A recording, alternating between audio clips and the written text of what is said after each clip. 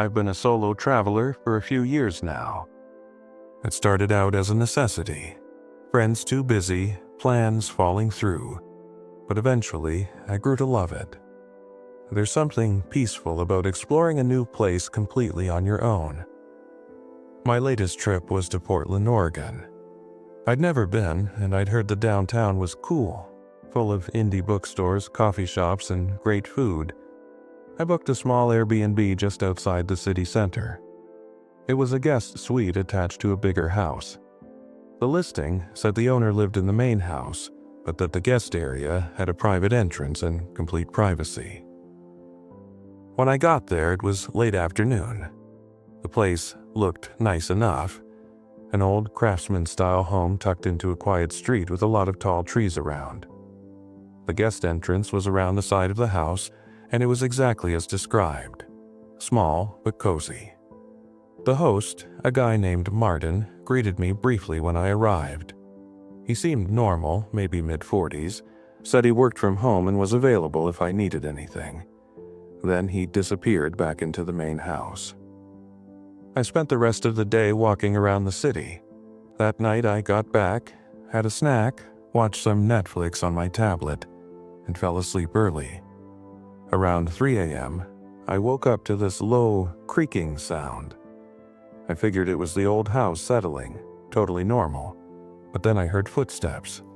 Slow, deliberate, on the other side of the door that separated the guest area from the main house.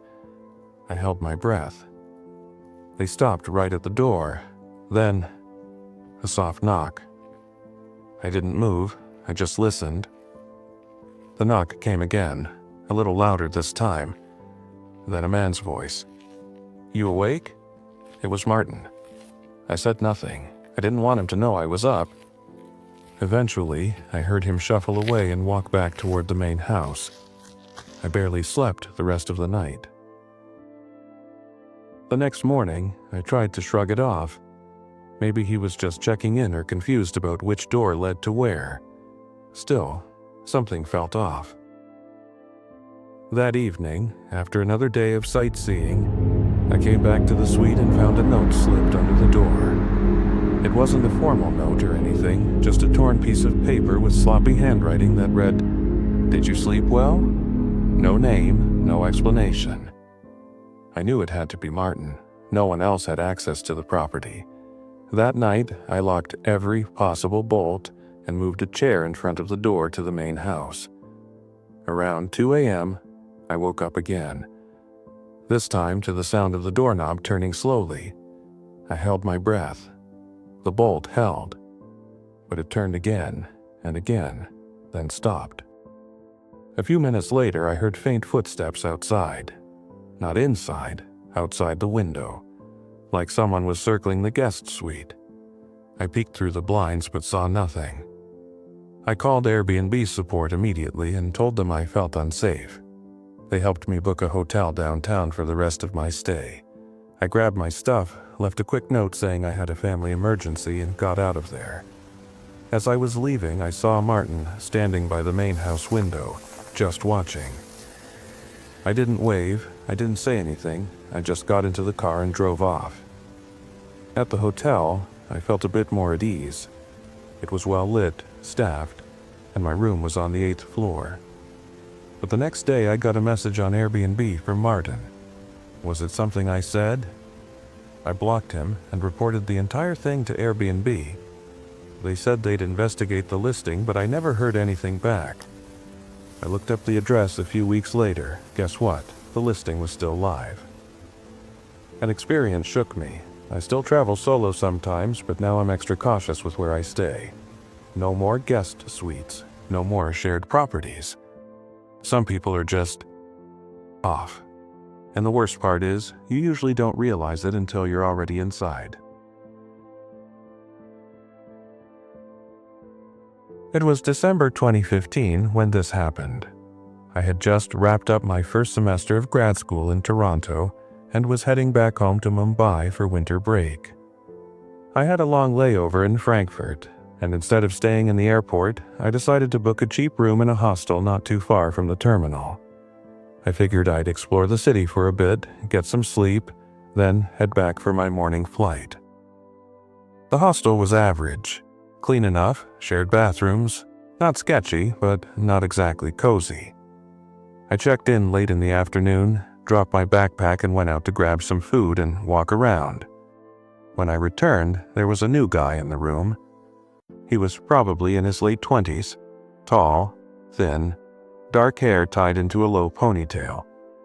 He was sitting on the edge of his bunk bed, lacing up his boots. We nodded at each other and exchanged quick introductions.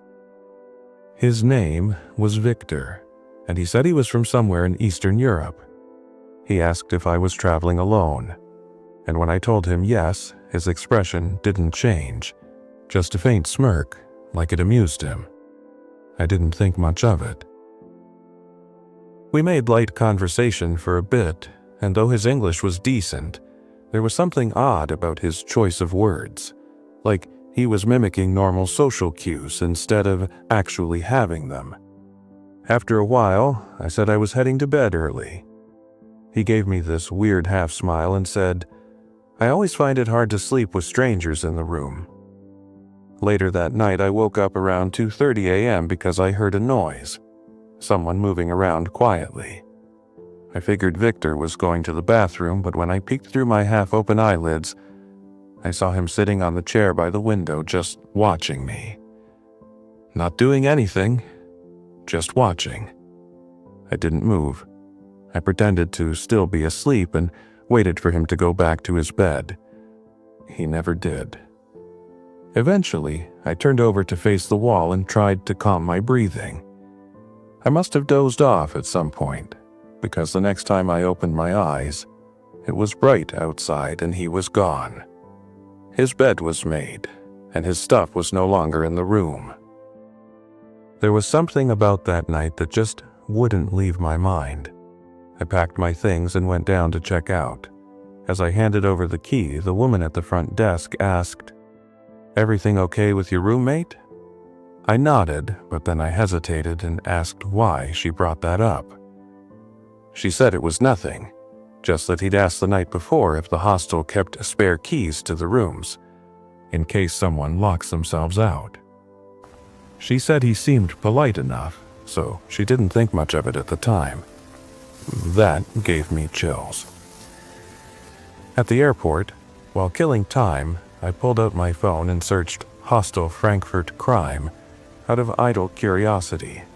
I found nothing specific. But a week later, after I'd arrived safely home in Mumbai, a friend I'd told the story to messaged me a link to a local German news site. I had to use Google Translate to read it. Apparently, a man matching Victor's description had been arrested near a different hostel in Frankfurt for trying to enter a women's dorm using a stolen key. He was caught on camera entering 3 rooms in the middle of the night before security was called. What's worse is that in the article they mentioned that authorities were investigating him in connection with 2 missing persons cases involving solo female travelers. I don't know if it was the same Victor. I didn't get his last name, but I still think about the way he just watched me in that room. Silent, calculating, like he was deciding something. Since then, I never book shared hostels anymore, no matter how cheap. Some people are just out there pretending to be normal, and if you're not careful, you might be the one they choose next